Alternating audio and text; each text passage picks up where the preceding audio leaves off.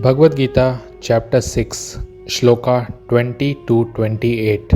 ओम अज्ञानतिमिरन्धस्य ज्ञानञ्जनशलाकया चक्षुरुन्मीलितं येन तस्मै श्री गुरुवे नमः। योगाभ्यास बहुत कुछ पतंजलि की पद्धति पर आधारित है।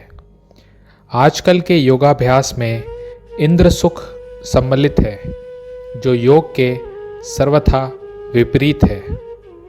ऐसे योगाभ्यास लोगों ने शुरू कर दिए हैं जो योगा है ही नहीं, जैसे डॉग योगा, कुत्तों के साथ योगा, गोट योगा, बकरियों के साथ योगा, नेकेड योगा, नग्न अवस्था में योगा करना, बियर योगा, योगा के साथ बियर पीना, गांजा योगा, गांजा लेते हुए योगा करना। योगी होकर अगर कोई मैथुन और नशा करता है तो वो योगा का मजाक उड़ाना है। यहाँ तक कि जो योगी सिद्धियों के प्रति आकृष्ट रहता है वो भी परफेक्ट नहीं है। जब तक ये शरीर रहता है तब तक शरीर की आवश्यकताओं आहार, निद्रा, भय तथा मैथुन, eating, sleeping, defending and mating को पूरा करना होता है। किंतु जो व्यक्ति शुद्ध भक्ति योग में अथवा कृष्ण भावनामृत में स्थित होता है, वह शरीर की आवश्यकताओं की पूर्ति करते समय इंद्रियों को उत्तेजित नहीं करता। योगाभ्यास से मनुष्य भौतिक धारणाओं से धीरे धीरे विरक्त हो जाता है। यह योग का प्रमुख लक्षण है। इसके बाद वह समाधि में स्थित हो जाता है। मनुष्य जीवन में हम दिव्य आनंद का अनुभव कर सकते हैं। हम जो इस संसार में आनंद का अनुभव करते हैं उससे कई गुना ज़्यादा आनंद आत्मा के स्तर, आत्मा के लेवल में मिलता है। इसी दिव्य आनंद की खोज हम गलत जगहों पर कर रहे हैं, और जब ये दिव्य आनंद हमको मिल जाएगा तो हम पूरी तरह संतुष्ट, सेटिस्फाइड हो जाएंगे। भगवान समाधि के बारे में कहते हैं, सिद्धि की अवस्था में, जिसे समाधि कहते हैं, मनुष्य का मन योगाभ्यास के द्वारा भौतिक मानसिक क्रियाओं से पूरी तरह संयमित हो जाता है। इस सिद्धि की विशेषता ये है कि मनुष्य शुद्ध मन से अपने को देख सकता है और अपने आप में आनंद उठा सकता है। उस आनंदमयी स्थिति में वह दिव्य इंद्रियों द्वारा असीम दिव्य सुख में स्थित रहता है। इस प्रकार स्थापित मनुष्य कभी सत्य से विपथ नहीं होता, और इस सुख की प्राप्ति हो जाने पर वह इससे बड़ा कोई दूसरा लाभ नहीं मानता। ऐसी स्थिति को पाकर मनुष्य बड़ी से बड़ी कठिनाई में भी विचलित नहीं होता।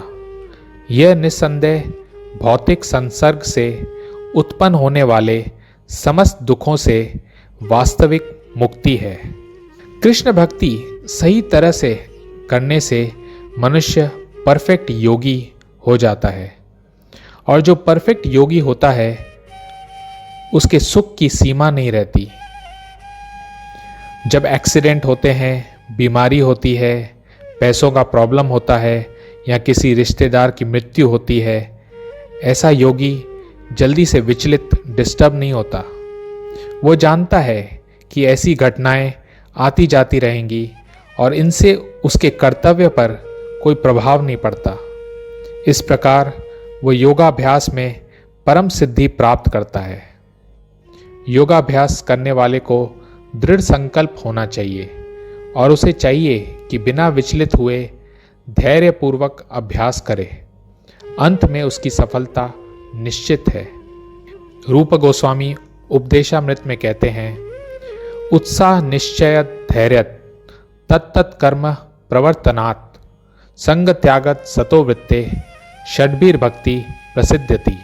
अभी हम भगवत गीता सुन रहे हैं तो हम प्रण कर सकते हैं, मैं ये भगवत गीता यथारूप बहुत उत्साह, इंटरेस्ट के साथ सुनूंगा या सुनूंगी।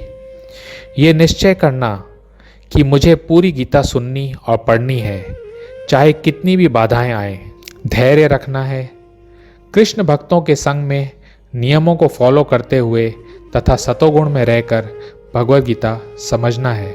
इस प्रकार योगा करना, स्पेशली भक्ति योगा करना दुष्कर, डिफिकल्ट लग सकता है, किंतु जो कोई संकल्प के साथ नियमों का पालन करता है, भगवान निश्चित रूप से उसकी सहायता करते हैं, क्योंकि जो अपनी सहायता आप करते हैं, भगवान उनकी सहायता करते हैं।